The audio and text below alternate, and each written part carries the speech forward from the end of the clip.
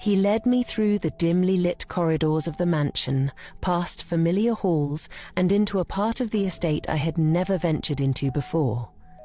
The air grew colder. The scent of rust and something metallic filled my nostrils, making my stomach churn. Finally, Lucas stopped in front of a large iron door. He exhaled before pushing it open. The sight before me stole the breath from my lungs.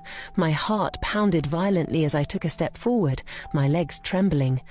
And that was when I realized this was my first true test, my first terrifying mission to save Zack. I saw Zack lying on the cold floor in the corner of the room, not in his human form but fully transformed into a dog.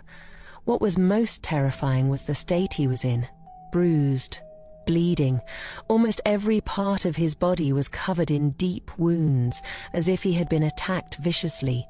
His blood pooled beside him, staining the floor. His eyes were tightly shut. His chest rose and fell in shallow, labored breaths. He was panting for air, groaning softly in pain. Panic gripped me. "What happened to him?" I asked, my voice trembling. "He was attacked," Lucas replied with a sigh, his gaze fixed on Zack's wounded form. "He's lost too much blood already." I swallowed hard, my throat tight. What can I do to save him? I don't want anything bad to happen to him. The words slipped out before I could stop them. I couldn't believe it. I was beginning to care for him. Lucas exhaled deeply, running a hand through his jet black hair. "The task won't be easy, but you have to prove your loyalty to the boss. This is one of the rare times he needs you the most." I clenched my fists. "Tell me already," I urged. Lucas hesitated, then met my eyes.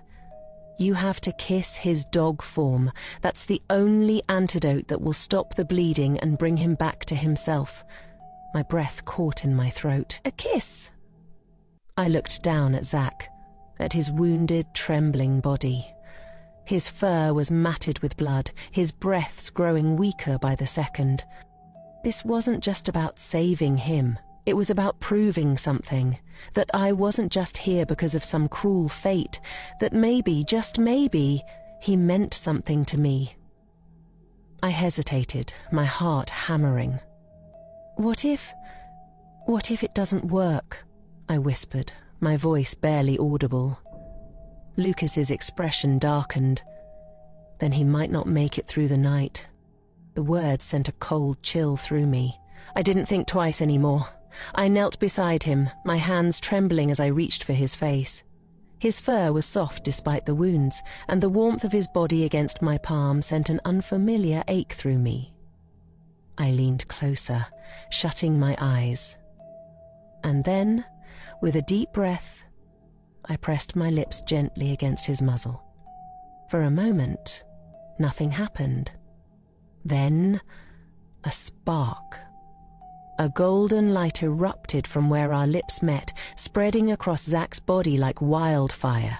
His wounds began to heal before my eyes, the bleeding stopping instantly. His limbs twitched, his breaths growing steadier. The air around us grew thick with energy, swirling like a storm. I stumbled back as his body began to shift. The fur receded, claws shrank, muscles stretched, bones cracking into place. And then, there he was, Zack, back in his human form. His shirt was torn, his skin bare in places where his wounds had been just seconds ago. His breathing was still heavy, but he was awake. And his eyes, those piercing blue eyes, were locked onto mine. Slowly he sat up. I could see the confusion in his gaze, the mix of pain and something else, something deeper. I opened my mouth to say something, but before I could, he reached for me. And in one swift movement, he pulled me into his arms.